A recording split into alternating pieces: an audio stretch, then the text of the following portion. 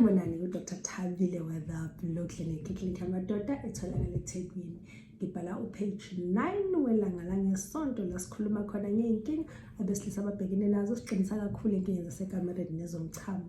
Ngiphinde ngibe noDr. Love Nsizwa kaMshengi ekhosini FM uhlele ekhaya lokhozi njalo ngolesibili kusuka ngo1 kuya ku2 entathakusa. And I normally do lives lapho ku TikTok. I think I'll start doing them this side. Kodwa ke sokusebusuka ntwana masoyibelele, but I do get those abasebenza night shift nani. I think I'll start doing lives this side. Mase kuthi namhlanje asike sikhuluma how to collect semen. Sicollectela ngesemen yini semen oqala. Isemen isidoda igama elula njena lapho umuntu wesilisa efika kuvuthwa ndaba climax orgasm, ifika climax during sexual intercourse, khona lento ethile ekhiphayo sibiza ngesidoda ngesiZulu iyona isemen. Isuka ine sperm phakathi inama nutrients sperm nezinto ezokwenza ukuthi sperm sikwazi ukuphila isikhathi eside lapho sesifike kumuntu wesifazane. Siyokhuluma kahle ngesemen ngelila and go into details ukuthi yini khona, izini izinto ongazenza lapho worried about your semen. Nento ethile eningi ungaba worried ngazo mase kuze kusemen yakho. Sicollectela ngele sperm le semen, sorry I sperm. Sicollectela ngele semen. Isemen sicollecta lapho kuneyinkinga zokuthola abantwana, siyakona zohamba zokwenziwa lento ekuthiwa semen analysis ukuthi kubonakala ukuthi inkinga ingabe ngakuphi, izathu sokwenza lokho khona zothola ukuthi khona into esizekayo layo yini noma yikho into engenzeka ngalendlela ababhekene inkinga yokungathola abantwana. Siyazi ukuthi makunenkinga yokuthola abantwana ingaya ngakowesifazane ngakwesilisa noma ingabahlanganisa bobabili. So ukuze sibheke ukuthi inkinga umuntu wesilisa yini esisebenzayo semen volume.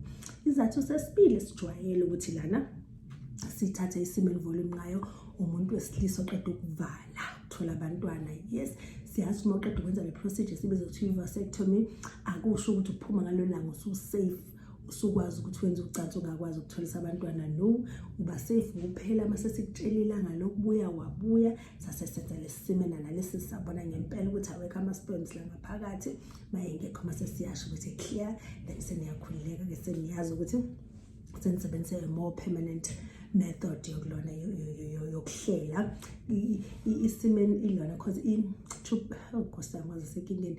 Vasectomy icishe ifane lakho biza ngo-TL triple ligation kubantu besifazane. Basically kuvalwa i-tube ukuthi engabe saqhubeka kuhamba ama-sperm.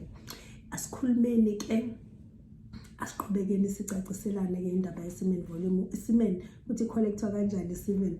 Isemen mase collectwa okokuqala njena udokotela wakho uzokuchazela ukuthi ilungiselelwa kanjani, okuyona into ebaluleke kakhulu kunabo uyicollecta qobo. Okokuqala nje okubalekile siyazi ukuthi ukuze sikwazi ukuthi sicollect semen fanele siqale singalwenzi ucansi, si-abstain. Mase abstain isikhathi esingakanani 2 to 5 days. Makulo 2 to 5 days wethu ku-abstain akuchaza ukuthini. Kulo 2 to 5 days mase abstain achaza ukuthi awu-ejaculate. Ngiyazi abantu abaningi makwathi uya-abstain abacabanga ukuthi awenza ucansi ngesitho sangasese. Cha, agcini lapho, awukwazi ukumasturbate noma yini ezokwenza ukuthi kuphume isemen awuyenzi phela ngoba sifuna ukubona isemen onayo, sifuna uku-analyze isemen yakho kungaphumanga lutho. Okokuqala lokho. Okwesibili, abantu abaningi siyazi ukuthi esikhathini esiningi masenza lento le semen analysis we almost always encourage ukuthi umuntu behambe beyocollectele bithathwe elab ngoba siyazi ukuthi idinga ukusheshe yenziwe, kanti isikhathi esidinga ukuthi mayenze ekhaya phinde iletha lana kuba ne-delay ngaze kusinika ama-results angasilona iqiniso kahle hle. So si-encourage ukuthi umuntu ayenze lab. Ngisho uyenza khona-ke lab ufike unikwe isitsha sicishe siba kanjena osisebenzisayo. Mase usitholile lesitsha lese esime kanjena osisebenzisayo, si-encourage ukuthi sibeke noma yini ukuthi sifudumale ngoba kubalekile phela ukuthi ahlale afudumele cause azocabanga ukuthi asesemzimbeni ethu ukuphila isikhathi esithe uba extra.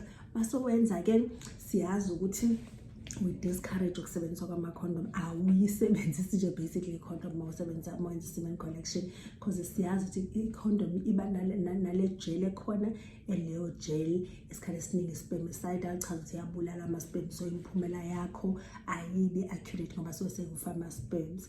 Mase ukuthi enye into futhi abaningi siyazi ukuthi indlela ethathwa ngayo isemen kufanele ukuthi ushaye indlwabu. Siyazi ukuthi ma umasturbate ke kenze isikhathi bakhona abakwazi uku-masturbate oku-dry, kodwa uma ubona ukuthi uyastrugglisha with dry masturbation siyakunika water based, ungasebenzisa water based lubricant.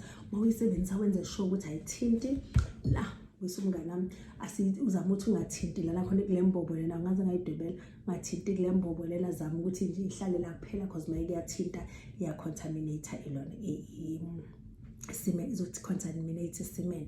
Mase kuthi makwenzekile wadecide ukusebenzisa amajeli only used water based, naye izohlala la kuphela ingeke izinyukele lana. All based ya contaminate kakhulu, zama ukuyi-avoida,